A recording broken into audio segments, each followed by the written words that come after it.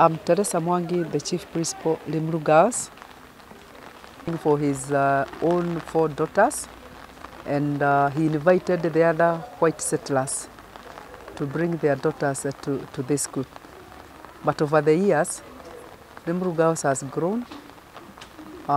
It is now a national school, admitting children from all over the Republic, and the school has actually grown from 4 girls, daughters of MacDonald.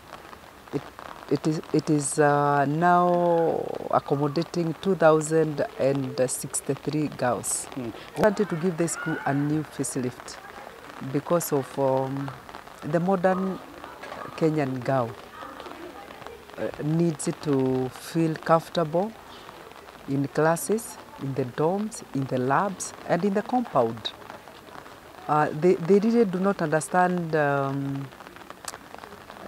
They don't feel comfortable in the old buildings because to them that is history, and them they don't live in the past.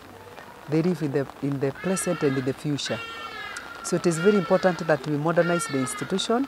We have started and embarked on serious modernization of our school. We started with the classrooms, with the labs, and we are yet to start modernizing the old dorms.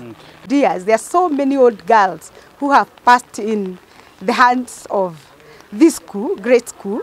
So it is only fair that they come back and help expand the school so that it can be able to help generations and generations. We've been using the old classes, which were put up for only 20 students. Now they are clocking 66. So they are very squeezed. So we need to put up new classes, expand them so that they can be able to accommodate more students. The teachers can be able to access the back and be able to attend to all the students in a fair manner. Yeah. Is this because maybe due to the 100%